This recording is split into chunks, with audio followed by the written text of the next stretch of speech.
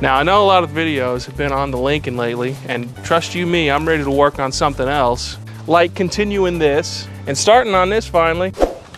Sheesh. But right now, this car's got a shake somewhere. I think it's the drive shaft. I've got another one. Maybe I bought it a little too prematurely, but we got it anyway.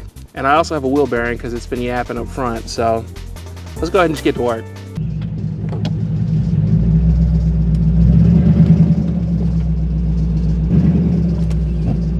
Now to get this drive shaft out of the car, they make you drop the tank, which is awesome. So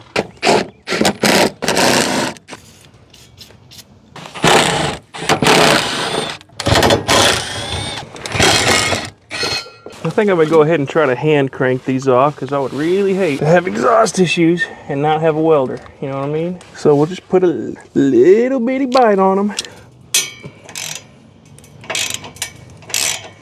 Oh yeah, they're being real nice. Oh yeah, we're good. I thought that bolt was gonna be a pain in the butt, but it wasn't even tight. So, guy who worked on it last, you got some splaining to do. Don't fall on me. I totally understand wanting a lift. I'm trying to think smart about this, so I put a block of wood under the gas tank. I'm gonna jack it up to where it's just starting to move it. We'll take these bolts off and we'll see how far we can lower it down. Yeah.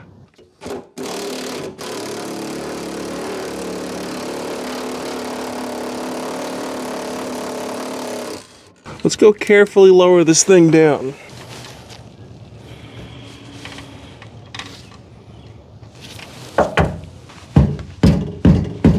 Am I missing something?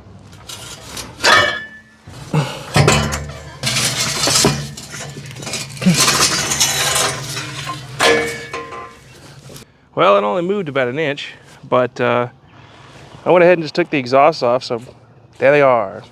All right, never mind. I looked at it funny and it came off, so cool. I gotta go pry on that end so it can fall off the lip and give me just an extra amount of clearance, but we're about there. Okay, and they're a pain in the ass, actually. Woo, that was a pain in the booty. All right, I got the slip yoke in there. I've seen a lot of stuff on the forums about issues with the bushing for this output shaft. All I can say is we're just gonna put this new drive shaft in and bolt everything up, and we'll just see what it's like after that, you know? If it's a problem, then we'll address it later. Yeah. But for now, I'm gonna button all this up and I'll see you in a minute. I wasn't thinking a minute ago with the car on ramps, but I got the jack into there to at least jack one wheel up so I can yank the thing and the drive shaft will spin, you know what I mean? I got two of the shaft bolts started, so I'm gonna put it in neutral and spin that thing. Spin on that thing!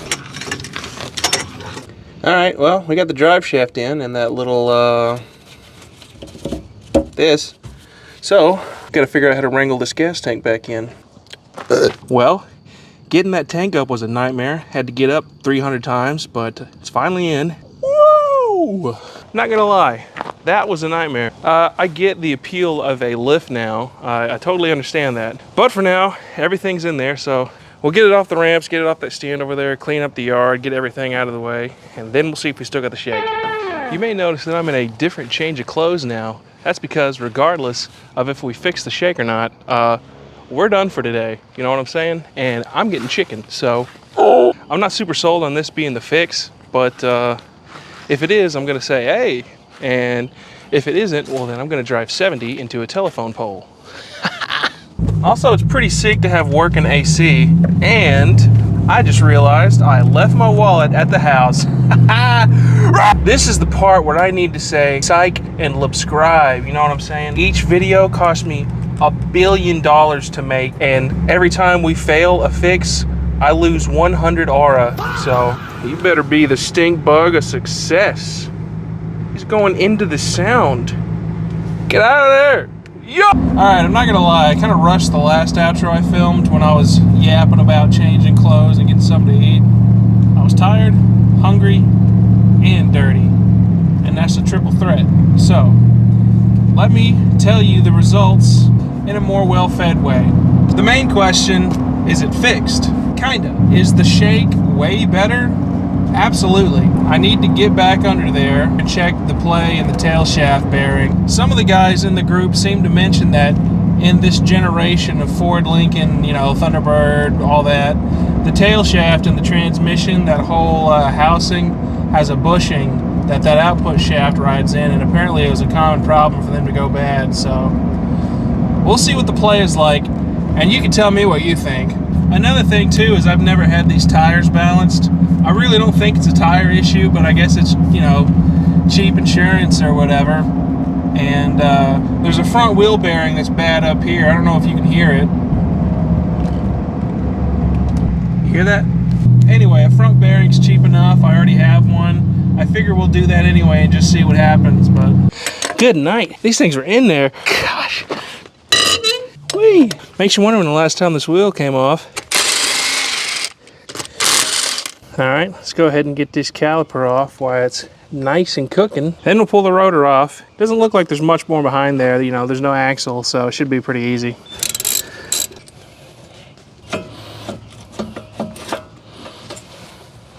Well, for better or for worse, we got that off. Yeah, it seems pretty bad to me. All right, let's figure out how to get this bad boy off. I'm sure there's going to be a nut in here, and maybe some whacking's going to be involved, but we'll get it figured out. I need to go to the parts store because I don't have a 36mm socket. Figures. Here I go again on my own. Sockets obtained. All right. Let's see if we can't make something happen now. Well, this is kind of interesting. Let me know if you've ever come across this kind of thing before, but it's got like a thin nut and another thin nut, and then the main one. All right, listen, you can make fun of me if you want. I was looking at that cage nut and I was like, 36, schmurty-6, you know what I'm saying? And I hammered the cage off, not realizing that was part of the 36mm measurement thing-a-do. Whoops, would have saved myself like 15 minutes just then. Man, psh.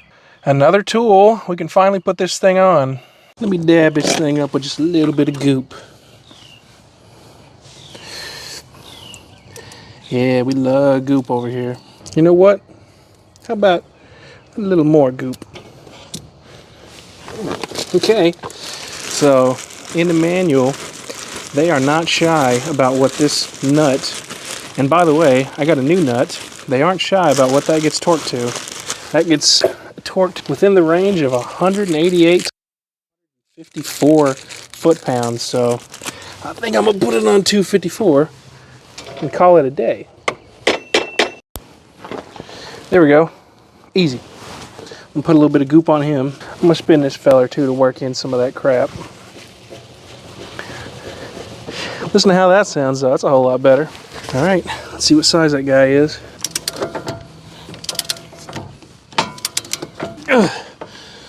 Whew, that's a pretty serious bite. I can tell you one thing right now, that ain't going nowhere. Yeah, that's good. That's real good. I don't know if you can hear it or not, but one of my neighbors is turning up over there. All right, nobody saw that.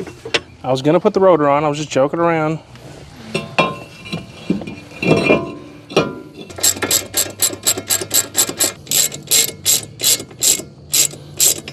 $26 foot-pounds sounds good to me.